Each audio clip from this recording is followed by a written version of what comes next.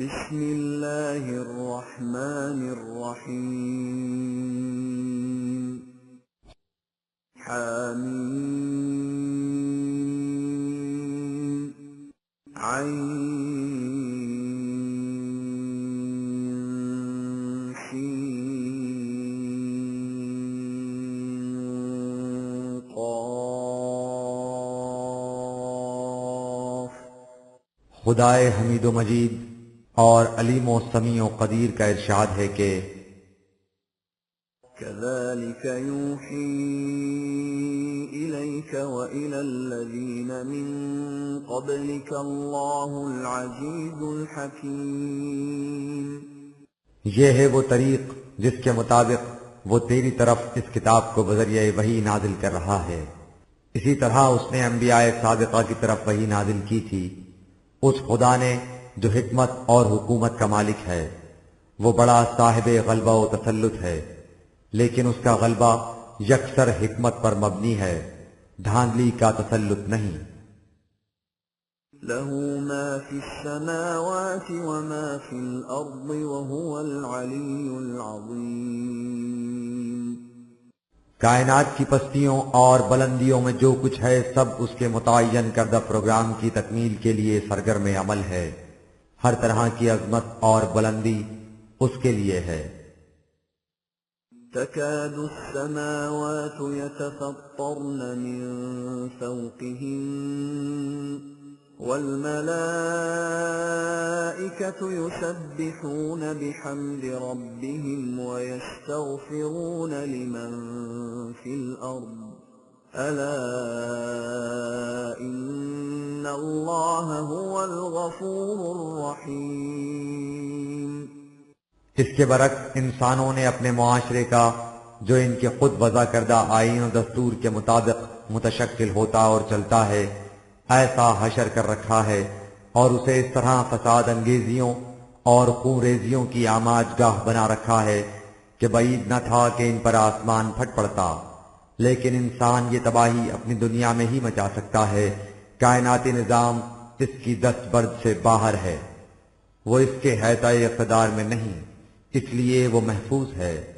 وہاں خدا کی کائناتی قوتیں اس کے نظام ربوبیت کی موجب حمد و ستائش بنانے میں ہر وقت سرگرم عمل رہتی ہیں، اور یوں اہل زمین کو قدرت کی طرف سے سامان حفاظت مل جاتا ہے۔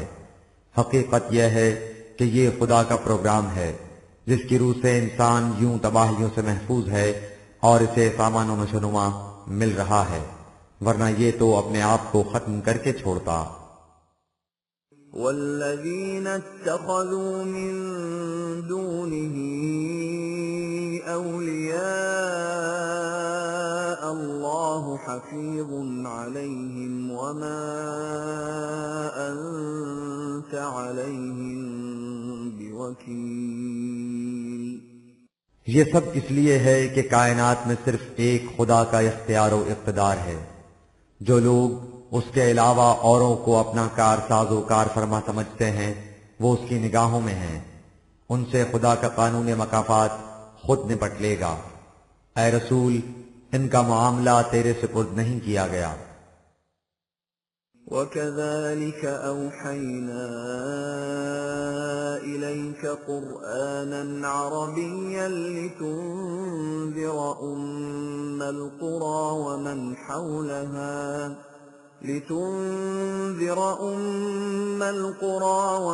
حَوْلَهَا وَتُنذِرَ يَوْمَ الْجَمْعِ لَا رَيْبَ فِيهِ فَرِيقٌ فِي الْجَنَّةِ وَفَرِيقٌ فِي السَّعِيرِ۔ تیری طرف یہ صاف اور واضح ضابطۂ قوانین اس لیے نازل کیا گیا ہے کہ تو اس کے ذریعے سب سے پہلے اس مرکزی بستی مکہ اور اس کے ارد گرد کی آبادیوں کو ان کی غلط روش کے تباہ کن نتائج و عواقب سے آگاہ کر دے، اور انہیں متنبہ کر دے کہ اگر وہ اپنی اس روش سے باز نہ آئے تو اس کشمکش کے آخری فیصلے کے لیے تمام لشکر میدان میں جمع ہوں گے۔ پھر ایک گروہ فاتح و منصور حیثیت سے جنتی معاشرے میں داخل ہوگا اور دوسرا فریق خاسر و نامراد تباہیوں کے جہنم میں جا گرے گا۔ ان سے کہہ دو کہ ایسا ہو کر رہے گا، اس میں کسی قسم کا شک و شبہ نہیں، یہ اس دنیا میں بھی ہوگا اور اس کے بعد کی زندگی میں بھی۔ وَلَوْ شَاءَ اللَّهُ لَجَعَلَهُمْ أُمَّةً وَاحِدَةً وَلَكِنْ يُدْخِلُ مَن يَشَاءُ فِي رَحْمَتِهِ وَالظَّالِمُونَ مَا لَهُم مِّن وَلِيٍّ وَلَا نَصِيرٍ۔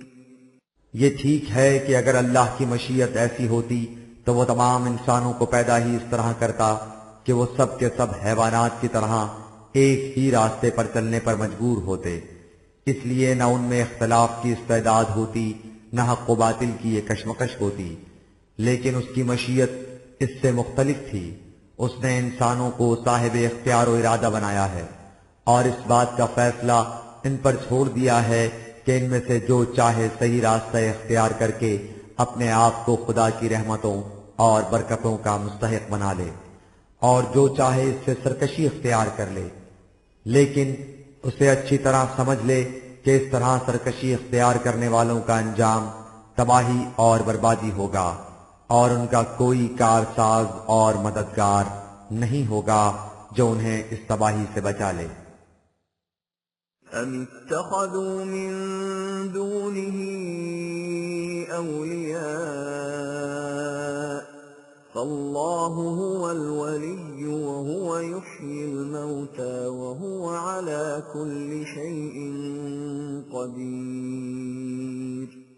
ان سے پوچھو کہ انہوں نے جو خدا کو چھوڑ کر اوروں کو اپنا کارساز قرار دے رکھا ہے تو یہ کس دلیل و حجت کی روح سے ہے؟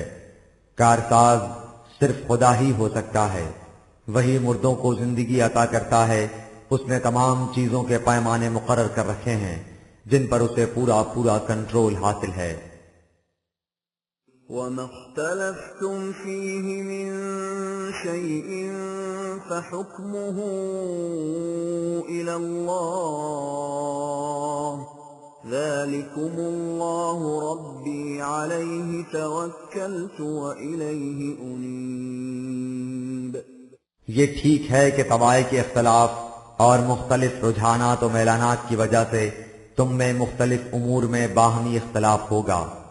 ان اختلافات کے مٹانے کا طریقہ یہ ہے کہ ہر معاملے کا فیصلہ خدا کے قانون کی روح سے کیا جائے جو سب کے لیے حکم اور آخری سند ہے۔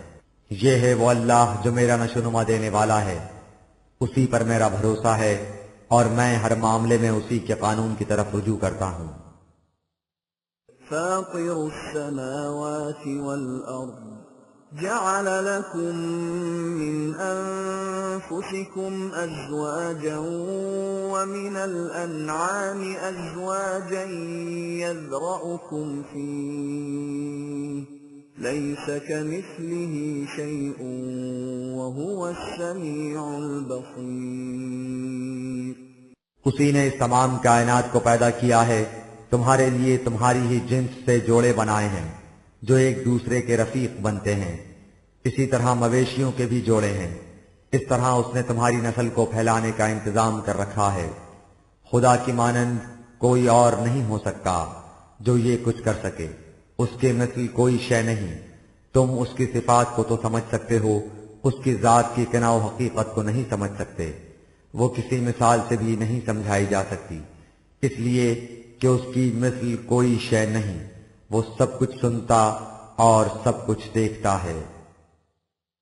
له مقاليد السماوات والأرض يبسط الرزق لمن يشاء ويقدر إنه بكل شيء عليم۔ کائنات کی پستیوں اور بلندیوں میں تمام اختیارات و اقتدارات اسی کے ہیں، تمام خزانوں کی کنجیاں اسی کے قبضے میں ہیں، یہاں کے تمام انتظامات اس کے مقرر کردہ قوانین کے مطابق سر انجام پاتے ہیں۔ انہی قوانین کے مطابق جو قوم چاہے اسے رزق فراواں مل سکتا ہے، اور جو ایسا نہ چاہے اور اس کے قوانین کی خلاف ورزی کرے اسے نپاتلا ملتا ہے۔ اسے خوب علم ہے کہ کون کس قسم کی کوشش کرتا ہے اس لیے اسے کیا کچھ ملنا چاہیے۔ شرع لكم من الدين ما وصى به نوحا والذي أوحينا إليك وما وصينا به إبراهيم وموسى وعيسى أن أقيموا الدين ولا تتفرقوا فيه كبر على المشركين ما تدعوهم إليه الله يجتبي إليه من يشاء ويهدي إليه من ينيب۔ جس طرح خارجی کائنات میں اس کے قوانین کار فرما ہیں، اسی طرح اس نے انسانی زندگی کے لیے بھی قوانین مقرر کر رکھے ہیں۔ یہ قوانین انبیاء کی وساطت سے بذریعہ وحی دیے گئے ہیں اور شروع سے اسی طرح چلے آ رہے ہیں۔ چنانچہ اس نے جو نظام زندگی تمہارے لیے تجویز کیا ہے وہی ہے جسے اس نے نوح، ابراہیم، موسیٰ، عیسیٰ اور دیگر انبیاء کی طرف وحی کیا تھا۔ ان سب سے یہی کہا گیا تھا کہ وہ خدا کے تجویز کردہ نظام کو عملاً قائم کریں اور اس میں تفرقہ نہ پیدا کریں، کیونکہ نظام خداوندی سے مقصود یہ ہے کہ نوع انسانی اپنے اختلافات اور تفرقات کو مٹا کر ایک عالمگیر برادری بن جائے۔ جو لوگ مختلف قوتوں کو اپنا کارساز سمجھتے ہیں اور قوانین خداوندی کے ساتھ اپنے خود ساختہ قوانین بھی ملاتے ہیں، انہیں تمہاری یہ دعوت جو صرف ایک خدا کے قوانین کی اطاعت اور مختلف گروہوں اور فرقوں کو مٹا کر وحدت انسانیت کی دعوت ہے، بہت ناگوار گزرتی ہے۔ لہذا انہیں صحیح راستے کی طرف رہنمائی کیسے مل سکتی ہے؟ باقی رہا ان کا یہ اعتراض کہ منصب نبوت کے لیے اسی رسول کو منتخب کیوں کیا گیا، سو ان سے کہہ دو کہ اس مقصد عظیم کے لیے خدا جسے موضوع سمجھتا ہے چن لیتا ہے۔ یہ انتخاب تمہارے معیاروں کے مطابق نہیں ہوتا۔ تمہارا کام نبی کی وساطت سے دی ہوئی وحی سے رہنمائی حاصل کرنا ہے۔ یہ رہنمائی ہر اس شخص کو مل سکتی ہے جو برضا و رغبت اسے حاصل کرنا چاہے۔ جو اس کی طرف رجوع نہیں کرتا اسے یہ رہنمائی نہیں مل سکتی۔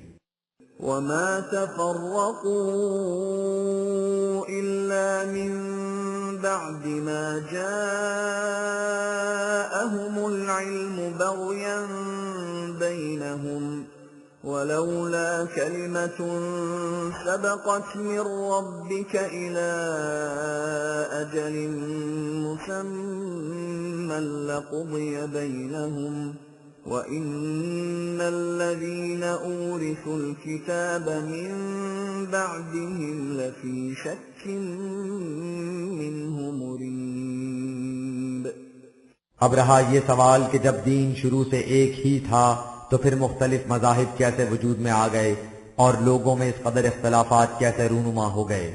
یہ اس لیے نہیں ہوا کہ خدا نے مختلف لوگوں کو مختلف مذاہب دیے تھے یا اس کی طرف سے نازل شدہ وحی ایسی تھی کہ اس سے اختلافات پیدا ہو سکتے تھے۔ بات یہ نہیں تھی، بات یہ تھی کہ ایک نبی خدا کی وحی کی روشنی میں اختلافات مٹا کر چلا جاتا تو اس کے بعد اس کے پیرو محض نفسانیت اور باہمی ضد اور عداوت کی وجہ سے تفرقہ پیدا کر لیتے اور یوں ایک ہی دین کے نام لیوا مختلف فرقوں میں بٹ جاتے۔ اگر خدا چاہتا تو ان لوگوں کے اختلافات کا فیصلہ فوراً ہو جایا کرتا، لیکن اس نے پہلے سے ہی یہ قانون مقرر کر رکھا ہے کہ عمل اور اس کے نتیجے میں ایک وقفہ ہوگا، لہذا یہ سب کچھ اپنے وقت پر ہوتا ہے۔ اب یہ کتاب انہی اختلافات کو مٹانے کے لیے آئی ہے۔ جن لوگوں کی طرف اسے نازل کیا گیا ہے اگر وہ خلوص نیت سے اس پر غور و تدبر کرتے تو بآسانی اپنے اختلافات مٹا کر وحدت پیدا کر لیتے، لیکن ان کی ضد اور تعصب اور ذاتی مفادات ان کے آڑے آ رہے ہیں، جن کی وجہ سے وہ اس کتاب کے متعلق شکوک و شبہات میں پڑے ہیں، اور یہ شکوک انہیں کسی کروٹ چین نہیں لینے دیتے۔ فَلِذَلِكَ فَادْعُ وَاسْتَقِمْ كَمَا أُمِرْتَ وَلَا تَتَّبِعْ أَهْوَاءَهُمْ وَقُلْ آمَنْتُ بِمَا أَنزَلَ اللَّهُ مِنْ الكتاب وأمرت لأعدل بينكم الله ربنا وربكم لنا أعمالنا ولكم أعمالكم لا حجة بيننا وبينكم الله يجمع بيننا وإليه المصير. لیکن ان لوگوں کی اس روش سے نہ گھبرانے کی ضرورت ہے نہ افسردہ خاطر ہونے کی. تمہارا کام یہ ہے کہ تم اس دعوت کو عام کرتے جاؤ اور جس طرح تم سے کہا جاتا ہے غیر متزلزل عزم کے ساتھ اسی کے مطابق عمل کیے جاؤ. اور اس باب میں ان لوگوں کے خیالات اور خواہشات کا اتباع مت کرو اور انہیں واضح طور پر بتا دو کہ مجھ پر اللہ نے جو ضابطۂ قوانین نازل کیا ہے میں اس کی صداقت پر یقین محکم رکھتا ہوں. مجھے حکم دیا گیا ہے کہ میں تمہاری مخالفت کے باوجود تم میں ہمیشہ عدل کروں، اس لیے کہ تم جو جی چاہے مانو میرا ایمان یہی ہے کہ تمہارا اور میرا نشو نما دینے والا وہی ایک خدا ہے، اور میرا فریضہ یہ ہے کہ اس کے نظام ربوبیت کو بلا تفریق عام کیے جاؤں. اگر تم اس کی مخالفت کرو گے اور سرکشی کی راہ اختیار کرو گے تو تمہاری روش کے نتائج تمہارے لیے ہوں گے اور ہماری روش کے نتائج ہمارے لیے. تمہارے اور ہمارے درمیان کوئی جھگڑا نہیں، بات بالکل صاف اور واضح ہے. تم اپنے طریق کے مطابق کام کیے جاؤ، ہم اپنے پروگرام کے مطابق کام کرتے جائیں گے. اگر تم اس کے باوجود جنگ پر اتر آؤ گے تو ہمیں بھی لامحالہ تمہارے مقابلے کے لیے باہر نکلنا پڑے گا، اور ان تمام معاملات کا آخری فیصلہ خدا کے قانون کے مطابق سامنے آ جائے گا. والذين يحاجون في الله من بعد ما استجيب له حجتهم داحضة عند ربهم وعليهم غضب ولهم عذاب شديد. جن لوگوں کا فیصلہ میدان جنگ میں ہوگا یہ وہ ہوں گے جو نظام خداوندی کے بارے میں برابر جھگڑتے چلے جائیں گے، حالانکہ بہت سے لوگ اسے اعلیٰ وجہ البصیرت قبول کر چکے ہوں گے، اور یہ اس قدر وضاحت سے سامنے آ چکا ہوگا کہ اس میں جھگڑے کی گنجائش ہی نہیں ہوگی. ان کا یہ جھگڑا قانون خداوندی کی روح سے بالکل باطل اور بیکار ہوگا. ان کی مخالفانہ کوششیں جل کر راکھ کا ڈھیر ہو جائیں گی اور انہیں سخت ترین تباہی کا سامنا کرنا پڑے گا. اللہ الذی انزل الكتاب بالحق والمیزان وما يدريك لعل الساعة قریب. اس لیے کہ خدا نے اس ضابطۂ قوانین کو حق کے ساتھ نازل کیا ہے اور اس کے ساتھ ہی اس میزان عملی نظام کو جس میں ہر عمل ٹھیک ٹھیک تلتا اور اس کا نتیجہ سامنے آ جاتا ہے.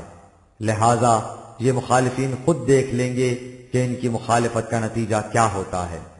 تجھے کیا خبر کہ نتائج سامنے آنے کا وقت قریب ہی ہو. يستعجل بها الذين لا يؤمنون بها والذين آمنوا مشفقون منها ويعلمون أنها الحق ألا إن الذين يمارون في الساعة لفي ضلال بعيد.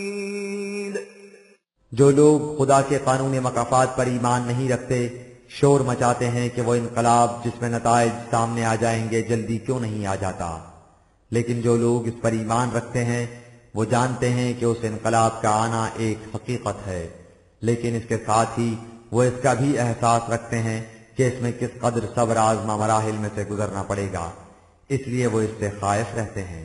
یاد رکھو جو لوگ اس کے واقع ہونے میں ذرا سا بھی شک و تردد رکھتے ہیں وہ صحیح راستے سے بہت دور چلے جاتے ہیں. صحیح راستے کا مدار ہی قانون مکافات عمل کے ایمان پر ہے.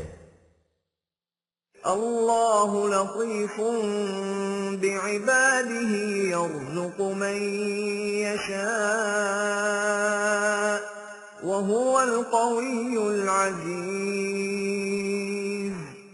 بعض لوگوں کے دل میں یہ خیال پیدا ہوتا ہے کہ اگر یہ مخالفین غلط راستے پر چل رہے ہیں تو انہیں اس قدر سامان زیست اور مال و دولت کیوں مل رہے ہیں؟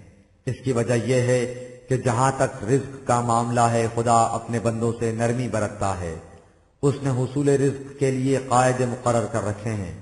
جو لوگ بھی اس کے مقرر کردہ قاعدے کے مطابق کوشش کرتے ہیں انہیں ان کی کوشش کا پھل مل جاتا ہے۔ اس کا یہ قانون اس قدر محکم اور زبردست ہے کہ کسی کے جذبات و عواطف اس پر اثر انداز نہیں ہو سکتے۔ من كان يريد حرث الآخرة نزد له في حرثه ومن كان يريد حرث الدنيا نؤته منها وما له في الآخرة من نصيب۔ حصول رزق کے لیے کوشش کرنے والوں میں دو گروہ ہوں گے، ایک وہ جو دنیا اور آخرت دونوں کی خوشگواریاں چاہتے ہیں، ہم ان کی کوششوں کے نتائج بڑھاتے چلے جاتے ہیں، ان کا حال اور مستقبل دونوں روشن ہو جاتے ہیں۔ دوسرا گروہ وہ ہے جس کی نگاہ صرف اس دنیا کی طبعی زندگی کے مفادات پر رہتی ہے، ہم انہیں ان کی کوششوں کے نتیجے میں حال کی خوشگواریاں عطا کر دیتے ہیں، لیکن مستقبل کی زندگی کی خوشگواریوں میں ان کا کوئی حصہ نہیں ہوتا۔ یہ وجہ ہے کہ ان مخالفین کو سامان زیست فراوانی سے ملتا جا رہا ہے، یہ اس کے لیے کوشش کرتے ہیں اور اس کے ثمرات سے متمتع ہوتے ہیں، لیکن مستقبل کی زندگی میں ان کا کوئی حصہ نہیں ہوگا۔ أَمْ لَهُمْ شُرَكَاءُ شَرَعُوا لَهُم مِّنَ الدِّينِ مَا لَمْ يَأْذَن بِهِ اللَّهُ وَلَوْلَا كَلِمَةُ الْفَصْلِ لَقُضِيَ بَيْنَهُمْ وَإِنَّ الظَّالِمِينَ لَهُمْ عَذَابٌ أَلِيمٌ۔ ان لوگوں نے زندگی کا جو راستہ اپنے لیے اختیار کر رکھا ہے اسے خدا نے مقرر نہیں کیا، انہوں نے اور ہستیوں اپنے مذہبی رہنماؤں کو خدا کا شریک بنا رکھا ہے، جو ان کے لیے دین نظام زندگی میں مختلف راہیں شریعتیں وضع کرتے رہتے ہیں، ایسی راہیں شریعتیں جن کی قوانین خداوندی کی روح سے کبھی اجازت نہیں ہوتی۔ خدا کا حکم کچھ ہوتا ہے اور ان کے مذہبی پیشواؤں کی شریعت کچھ اور کہتی ہے، یہ شرک عظیم ہے۔ اگر خدا کا قانون مہلت کار فرما نہ ہوتا تو زندگی کی ان غلط راہوں کے نتائج ان کے سامنے فوراً آ جاتے اور قصہ طے ہو جاتا، لیکن ظہور نتائج کا وقت مہلت کے بعد آتا ہے، اس وقت ان ظالمین کے لیے درد انگیز عذاب ہوگا۔ تَرَى الظَّالِمِينَ مُشْفِقِينَ مِمَّا كَسَبُوا وَهُوَ وَاقِعٌ بِهِمْ وَالَّذِينَ آمَنُوا وَعَمِلُوا الصَّالِحَاتِ فِي رَوْضَاتِ الْجَنَّاتِ لَهُم مَّا يَشَاءُونَ عِندَ رَبِّهِمْ ذَلِكَ هُوَ الْفَضْلُ الْكَبِيرُ۔ اس وقت تو ان مجرمین کو دیکھے گا کہ اپنے اعمال کے نتائج سامنے دیکھ کر کس قدر لرزہ و براندام ہوتے ہیں۔ اے کاش انہیں ابھی اس کا یقین ہو جاتا کہ ایسا ہو کر رہے گا تو یہ اپنی غلط روش سے باز آ جاتے۔ ان کے برعکس جو لوگ خدا کے قانون مکافات پر یقین رکھتے ہیں اور اس کے مقرر کردہ صلاحیت بخش پروگرام پر عمل پیرا رہتے ہیں، وہ جنتی معاشرے کے باغات میں ہوں گے، وہ جو کچھ چاہیں گے ان کا نشو و نما دینے والا انہیں دے گا۔ یہ بہت بڑی بات ہے کہ انسان جو کچھ چاہے وہ اسے مل جائے، اس سے بڑا خدا کا فضل اور کیا ہوگا۔ ذَلِكَ الَّذِي يُبَشِّرُ اللَّهُ عِبَادَهُ الَّذِينَ آمَنُوا وَعَمِلُوا الصَّالِحَاتِ قُل لَّا أَسْأَلُكُمْ عَلَيْهِ أَجْرًا إِلَّا الْمَوَدَّةَ فِي الْقُرْبَى وَمَن يَقْتَرِفْ حَسَنَةً نَّزِدْ لَهُ فِيهَا حُسْنًا إِنَّ اللَّهَ غَفُورٌ شَكُورٌ۔ یہ ہیں وہ خوشگواریاں اور مرفوع الحالیاں جن کی خوشخبری خدا ان لوگوں کو دیتا ہے جو اس کے قانون کی صداقتوں پر ایمان رکھتے اور سنوارنے والے کام کرتے ہیں۔ اے رسول، تو اس ضمن میں ان مخالفین سے یہ بھی کہہ دے کہ میں جو تمہیں تباہیوں سے بچا کر بھلائیوں کی طرف لانے کی کوشش کرتا ہوں تو اس میں میرا ذاتی فائدہ کچھ نہیں، میں اس کے بدلے میں تم سے کوئی اجر نہیں مانگتا، لیکن تم اپنی مخالفت میں اس حد تک تو نہ بڑھ جاؤ کہ عام رشتوں ناتوں کے تعلقات کی بنا پر جو باہمی معدت ہوتی ہے اسے بھی نظر انداز کر کے اس قدر ظلم اور زیادتی پر اتر آؤ۔ ہمارا قانون یہ ہے کہ جو شخص معاشرے میں حسن کارانہ انداز سے زندگی بسر کرتا ہے ہم اس کے لیے خوشگواریاں زیادہ کرتے چلے جاتے ہیں۔ اگر تم ایسا کرو گے تو دیکھو گے کہ خدا کس طرح تمہیں نقصانات سے محفوظ رکھتا ہے اور تمہاری کوششیں کس طرح بھرپور نتائج پیدا کرتی ہیں۔ ام یقولون افترى على الله كذبا فإن يشأ الله يختم على قلبك ويمحو الله الباطل ويحق الحق بكلماته إنه عليم بذات الصدور۔ اس قسم کے ضابطۂ قوانین کے متعلق بھی جس میں اے رسول تیرے ذاتی مفاد کا شائبہ تک نہیں، یہ لوگ کہتے ہیں کہ اسے خود وضع کر لیا گیا ہے اور خدا کی طرف یوں ہی منسوب کر دیا گیا ہے۔ اگر یہ قرآن خدا کی مشیت کے مطابق نازل نہ ہوتا تو اللہ تیرے دل پر ایسی مہر لگا دیتا کہ اس کا کوئی خیال تک بھی اس میں گزرنے نہ پاتا، لیکن اس بات کا ثبوت کہ یہ خدا ہی کی طرف سے ہے یہ ہے کہ باطل نظریات زندگی اور ان پر قائم کردہ نظام کبھی باقی نہیں رہا کرتے، مٹ جایا کرتے ہیں، اور حق پر متفرع نظام قائم رہتا ہے۔ لہذا کچھ وقت کے بعد نتائج خود بخود بتا دیں گے کہ یہ نظام جس کی طرف میں دعوت دیتا ہوں حق پر مبنی ہے یا باطل پر، اور خدا کا قانون مکافات دلوں کے حالات تک سے واقف ہوتا ہے، اس لیے نہ اسے کوئی دھوکہ دے سکتا ہے اور نہ ہی وہ نتائج مرتب کرنے میں غلطی کر سکتا ہے۔ وَهُوَ الَّذِي يَقْبَلُ التَّوْبَةَ عَنْ عِبَادِهِ وَيَعْفُو عَنِ السَّيِّئَاتِ وَيَعْلَمُ مَا تَفْعَلُونَ۔ ان لوگوں سے کہہ دو کہ اگر تم اب بھی جبکہ دلائل واضح طور پر تمہارے سامنے آ چکے ہیں اپنی غلط روش کو چھوڑ کر صحیح روش اختیار کر لو تو تمہاری غلط روش سے جو خرابیاں پیدا ہو چکی ہیں خدا کا قانون مکافات ان کے مضر اثرات کو مٹا دے گا، کیونکہ وہ جانتا ہے کہ تم نے اس وقت تک کیا کیا ہے اور اب کیا کرتے ہو اور اس کے نتائج و عواقب کیا ہیں۔ وَيَسْتَجِيبُ الَّذِينَ آمَنُوا وَعَمِلُوا الصَّالِحَاتِ وَيَزِيدُهُم مِّن فَضْلِهِ وَالْكَافِرُونَ لَهُمْ عَذَابٌ شَدِيدٌ۔ اس کا قانون یہ ہے کہ غلط راستوں پر چلنے والے لوگ جب بھی اس کے قوانین کی صداقت پر ایمان لے آئیں اور اس کے بعد اس کے تجویز کردہ صلاحیت بخش پروگرام پر عمل پیرا ہوں تو وہ ان کی کوششوں کو ثمربار کرتا ہے اور اپنے فضل و کرم سے انہیں بڑی فراوانی عطا کرتا ہے۔ لیکن جو لوگ ان قوانین سے بدستور انکار کیے جاتے ہیں اور اپنی غلط روش سے باز نہیں آتے تو انہیں سخت تباہ کاریوں کا سامنا کرنا پڑتا ہے۔ وَلَوْ بَسَطَ اللَّهُ الرِّزْقَ لِعِبَادِهِ لَبَغَوْا فِي الْأَرْضِ وَلَكِن يُنَزِّلُ بِقَدَرٍ مَّا يَشَاءُ إِنَّهُ بِعِبَادِهِ خَبِيرٌ بَصِيرٌ۔ یہ بھی خدا کا انتظام ہے کہ انسان اخلاقی اقدار سے تو سرکشی اختیار کر سکتا ہے لیکن خدا کے کائناتی قانون کو نہیں توڑ سکتا۔ اگر یہ ایسا کر سکتا تو سوچئے کہ یہ کیا کچھ نہ کر گزرتا۔ مثلا اس کا کائناتی قانون یہ ہے کہ زمین سے پیداوار ایک اندازے کے مطابق باہر آتی ہے۔ اگر ایسا نہ ہوتا اور زمین سے رزق بغیر اندازے اور پیمانے کے نکلتا چلا آتا تو جو لوگ رزق کے سرچشموں پر قابض ہو جاتے وہ اس بے پایہ اور غیر محتم فراوانی سے دنیا میں ادھم مچا دیتے۔ حقیقت یہ ہے کہ خدا بندوں کی ہر بات سے باخبر ہے اور ان پر پوری نگاہ رکھتا ہے۔ اس لیے اس نے انسان کے اختیارات کی بھی حدود قائم کر رکھی ہیں۔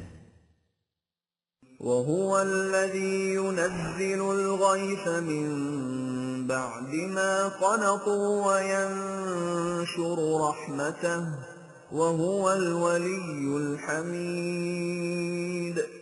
اسی قانون کے مطابق یہ ہوتا ہے کہ خشک سالی ہو جاتی ہے تو لوگ پیداوار سے مایوس ہو جاتے ہیں، پھر بارش ہوتی ہے تو اس سے سامان رزق بکھیر دیا جاتا ہے۔ اس طرح خدا کی وہ کارسازی بروئے کار آتی ہے جو ہر طرح درخور حمد و ستائش ہے۔ وَمِنْ آيَاتِهِ خَلْقُ السَّمَاوَاتِ وَالْأَرْضِ وَمَا بَثَّ فِيهِمَا مِن دَابَّةٍ وَهُوَ عَلَى جَمْعِهِمْ إِذَا يَشَاءُ قَدِيرٌ۔ خدا کے قوانین فطرت اسی زمین تک محدود نہیں، یہ ساری کائنات میں جاری و ساری ہے، اسی لیے زمین اور اجرام فلکی کی پیدائش خدا کی نشانیوں میں سے ہے۔ نیز وہ ذی حیات چلنے پھرنے والی آبادیاں جو اس نے ان میں زمین اور آسمانی کروں میں پھیلا رکھی ہیں، یہ آبادیاں اس وقت تو الگ الگ ہیں لیکن وہ اس پر بھی قادر ہے کہ انہیں اکٹھا کر دے، یعنی زمین اور ان کروں میں بسنے والی آبادیاں باہمی رب پیدا کر لیں اور ایک دوسرے کے ساتھ مل جائیں۔ وَمَا أَصَابَكُم مِّن مُّصِيبَةٍ فَبِمَا كَسَبَتْ أَيْدِيكُمْ وَيَعْفُو عَن كَثِيرٍ۔ یہ ہے خدا کا نظام ربوبیت جو ساری کائنات میں پھیلا ہوا ہے۔ مقصد اس سے یہ ہے کہ ہر ذی حیات کی پرورش اور نشو و نما ہوتی رہے۔ یہ جو تم دیکھتے ہو کہ تم پر مصیبتیں آتی ہیں تو یہ تمہارے اپنے ہاتھوں کی پیدا کردہ ہیں، انفرادی غلطیوں کی وجہ سے یا غلط اجتماعی نظام کی وجہ سے، ورنہ خدا خواہ مخواہ کسی پر مصیبتیں نہیں بھیجا کرتا، بلکہ اس کا قانون تو یہ ہے کہ اگر غلطی کی اصلاح کر لی جائے تو اس غلطی کی وجہ سے پیدا ہونے والی خرابیوں میں سے بھی اکثر کی تلافی ہو جاتی ہے۔ وَمَا أَنتُم بِمُعْجِزِينَ فِي الْأَرْضِ وَمَا لَكُم مِّن دُونِ اللَّهِ مِن وَلِيٍّ وَلَا نَصِيرٍ۔ لیکن ایسا نہیں ہو سکتا کہ تم قوانین خداوندی کو توڑتے چلے جاؤ اور پھر اپنے ان اعمال کے تباہ کن عواقب سے بچ جاؤ۔ تم خدا کے قانون مکافات کو شکست نہیں دے سکتے۔ یاد رکھو تمہارے لیے اس کے قانون کی پشت پناہی کے علاوہ نہ کسی کی کارسازی کام آ سکتی ہے، نہ یاوری اور مددگاری۔ وَمِنْ آيَاتِهِ الْجَوَارِ فِي الْبَحْرِ كَالْأَعْلَامِ۔ پھر اس کے نظام ربوبیت کی نشانیوں میں سے یہ بھی ہے کہ اس نے سمندروں کو ایسا بنا دیا کہ اس میں پہاڑوں جیسی بڑی بڑی کشتیاں ہوا کے زور سے تیرتی چلی جاتی ہیں۔ إِن يَشَأْ يُسْكِنِ الرِّيحَ فَيَظْلَلْنَ رَوَاكِدَ عَلَى ظَهْرِهِ إِنَّ فِي ذَلِكَ لَآيَاتٍ لِكُلِّ صَبَّارٍ شَكُورٍ۔ اگر وہ چاہتا تو ایسا بھی ہو سکتا تھا کہ ہوائیں چلا نہ کرتی، ساکن رہا کرتی، تو پھر یہ کشتیاں جو بادبانوں سے چلتی ہیں سطح آب پر ایک جگہ کھڑی رہ جاتی۔ یہ سارا نظام کائنات تمہیں کس نتیجے پر پہنچاتا ہے؟ کیا اسی پر نہیں کہ خدا نے تمہیں پیدا کیا تو اس کے ساتھ ہی تمہاری ربوبیت کا ایسا عمدہ انتظام بھی کر دیا؟ لیکن انسانی دنیا میں اس نظام ربوبیت سے وہی قوم فائدہ اٹھا سکتی ہے جو نہایت استقامت سے کام لے اور ہر شے کو ٹھیک ٹھیک اس مقصد کے لیے کام میں لائے جس کے لیے اسے بنایا گیا ہے۔ أَوْ يُوبِقْهُنَّ بِمَا كَسَبُوا وَيَعْفُ عَن كَثِيرٍ۔ جو لوگ ایسا نہیں کرتے وہ اپنی غلط روش کی وجہ سے تباہ ہو جاتے ہیں، اگرچہ ان کی چھوٹی چھوٹی لغزشوں سے اکثر درگزر کر دیا جاتا ہے تاکہ وہ اپنی اصلاح کر کے صحیح راستہ اختیار کر لیں۔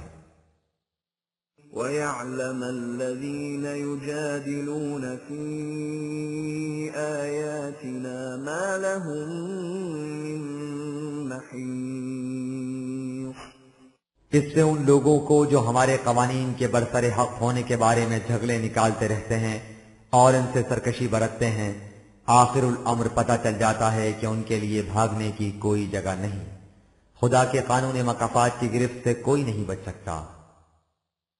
فما أوتيتم من شيء فمتاع الحياة الدنيا وما عند الله خير وأبقى للذين آمنوا وعلى ربهم يتوكلون۔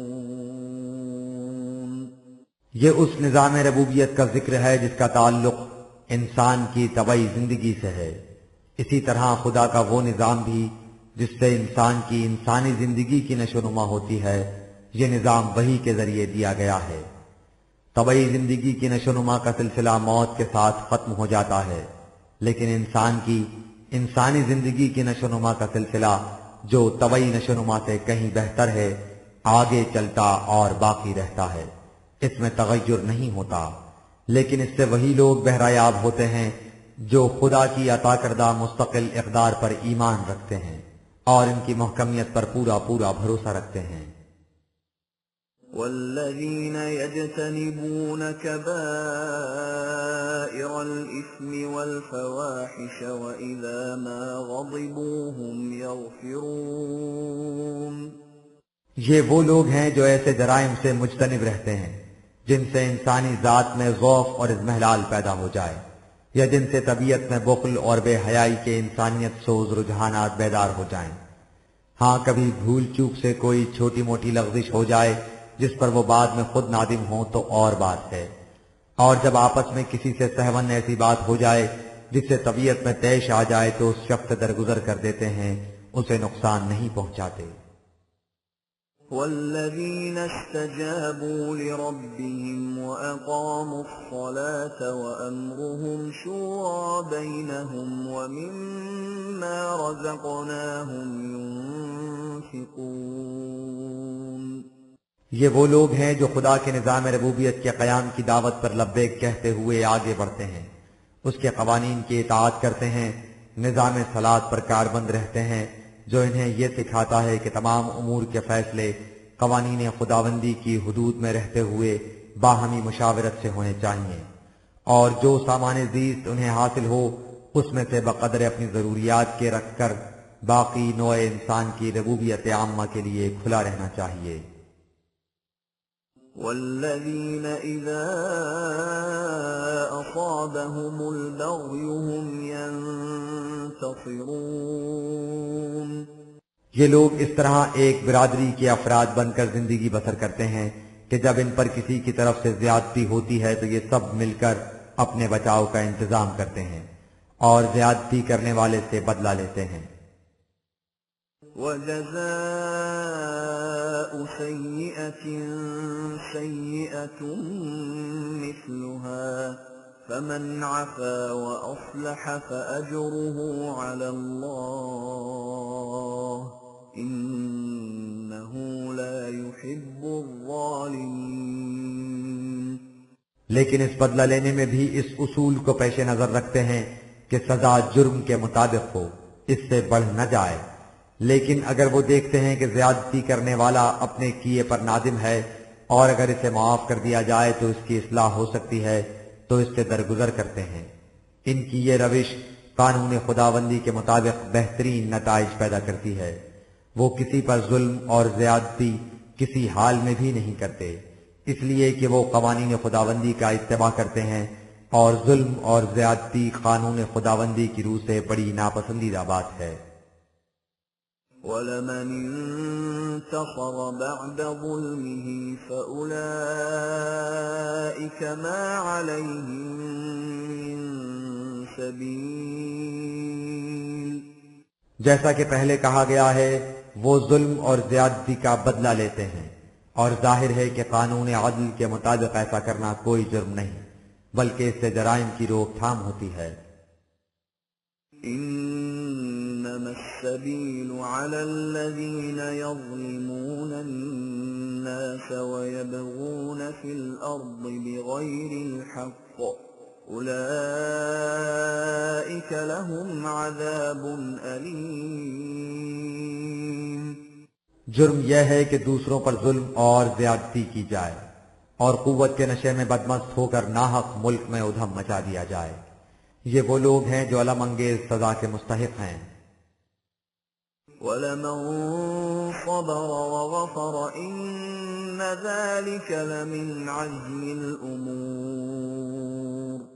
لیکن جو لوگ قوت اور اقتدار حاصل ہو جانے کے باوجود جادہ حق و انصاف پر استقامت سے جمے رہیں اور کمزوروں پر ظلم اور زیادتی کرنے کے بجائے انہیں اپنی حفاظت میں لے آئیں تو یہ بڑی ہمت اور عظیمت کے کام اور بلند سیرت و کردار کے آئینہ دار ہیں۔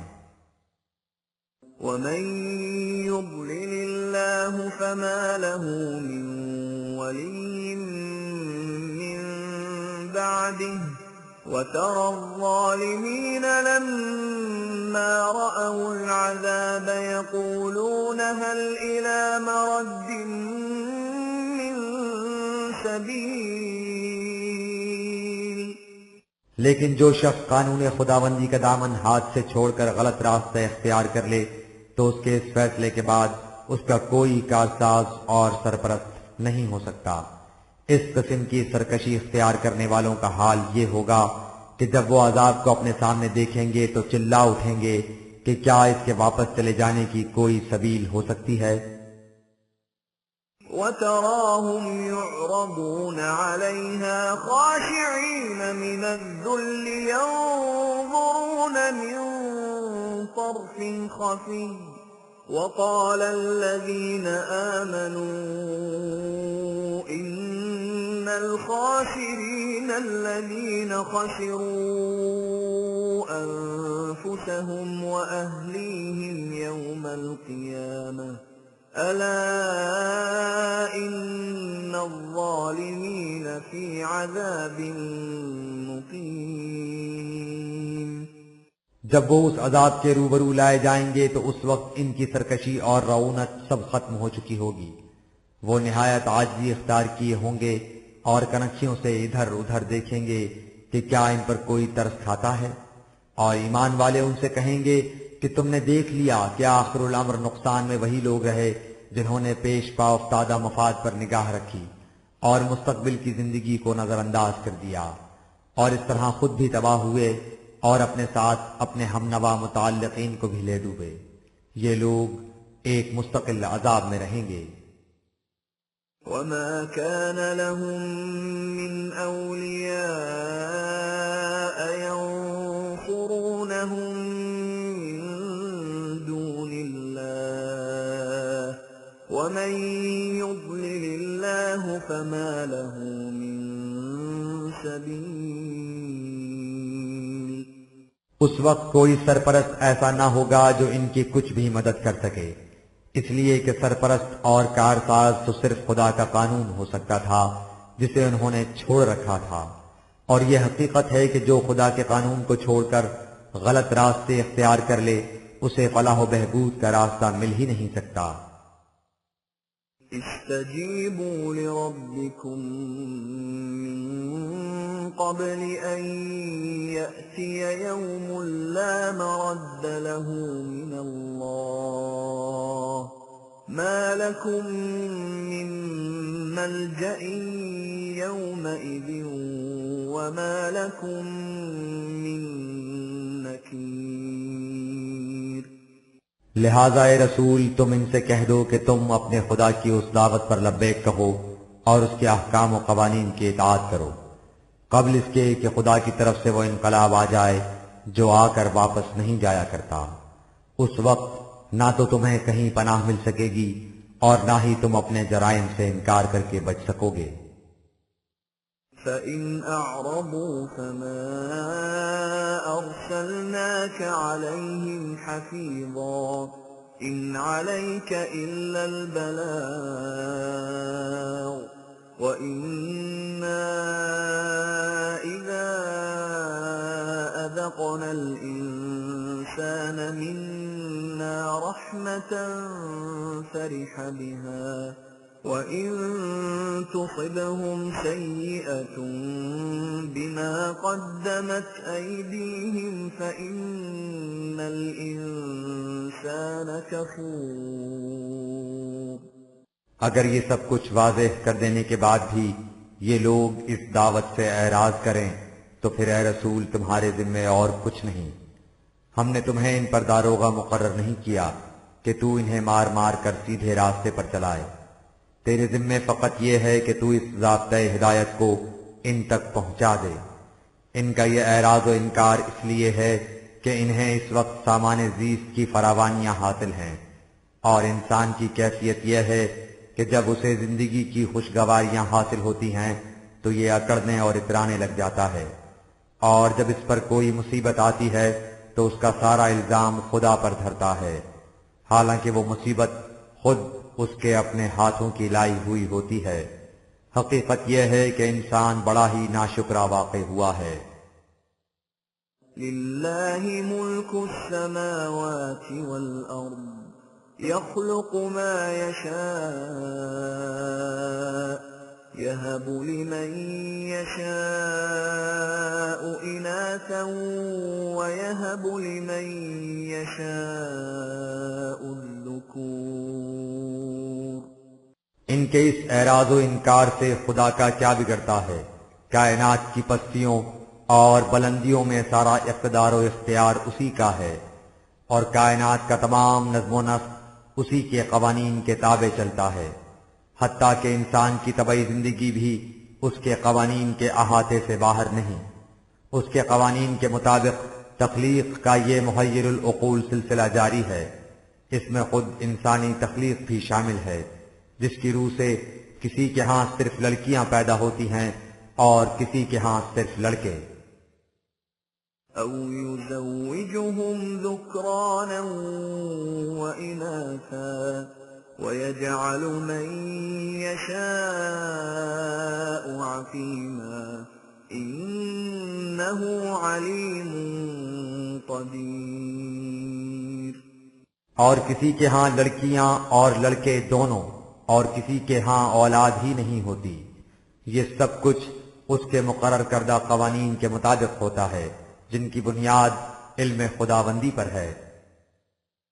وَمَا كَانَ لِبَشَرٍ أَن يُكَلِّمَهُ اللَّهُ إِلَّا وَحْيًا أَوْ مِن وَرَاءِ حِجَابٍ أَوْ يُرْسِلَ رَسُولًا فَيُوحِيَ بِإِذْنِهِ مَا يَشَاءُ إِنَّهُ عَلِيٌّ حَكِيمٌ۔ یہ قانون فطرت جو کائنات میں اس طرح کار فرما ہے، انسانی معاشرے کے لیے وحی کی روح سے ملتا ہے جو انبیاء کرام کی وساطت سے بھیجی جاتی ہے، ہر فرد کی طرف انفرادی طور پر نہیں بھیجی جاتی۔ خدا ہر انسان سے براہ راست ہم کلام نہیں ہوتا، اس کی ہم کلامی کے 3 طریقے ہیں، 2 طریقے انبیاء سے مخصوص ہیں اور تیسرا طریق عام انسانوں کے لیے۔ انبیاء سے خدا کی ہم کلامی کا طریق یہ ہے کہ کبھی خدا کی بات نبی کے دل میں ڈال دی جاتی ہے، اور کبھی ایسا ہوتا ہے کہ پس پردہ خدا کی باتیں ان کے کانوں تک پہنچ جاتی ہیں، جیسے موسیٰ کے ساتھ ہوا۔ یہ دونوں طریقے انبیاء کے ساتھ مخصوص ہیں۔ باقی رہے غیر از انبیاء عام انسان، سو ان کی طرف رسول بھیجا جاتا ہے جو ان تک وہ وحی پہنچاتا ہے جسے خدا اپنے قانون مشیت کے مطابق اس رسول کو دیتا ہے۔ کوئی غیر از نبی خدا سے براہ راست ہم کلام نہیں ہو سکتا۔ یہ انتظام اس خدا کی طرف سے ہوتا ہے جو علم کی انتہائی بلندیوں کا مالک ہے، اور جس کا ہر فیصلہ اور انتظام حکمت پر مبنی ہے۔ وَكَذَلِكَ أَوْحَيْنَا إِلَيْكَ رُوحًا مِّنْ أَمْرِنَا مَا كُنتَ تَدْرِي مَا الْكِتَابُ وَلَا الْإِيمَانُ وَلَكِنْ جَعَلْنَاهُ نُورًا نَهْدِي بِهِ مَن نَّشَاءُ مِنْ عِبَادِنَا وَإِنَّكَ لَتَهْدِي إلى صراط مستقيم. اسی طرح اے رسول ہم نے اس قرآن کو تیری طرف وحی کیا ہے، یہ ہمارے عالم امر سے بڑی توانائیاں ساتھ لیے تیری طرف نازل ہوا ہے، اسے تم نے اپنی محنت اور کسب و ہنر سے حاصل نہیں کیا، کسب و ہنر سے حاصل کرنا تو ایک طرف رہا، تجھے تو اس سے پہلے اس کا بھی علم نہیں تھا کہ خدا کی طرف سے نازل شدہ کتاب کیسی ہوتی ہے اور ایمان کسے کہتے ہیں۔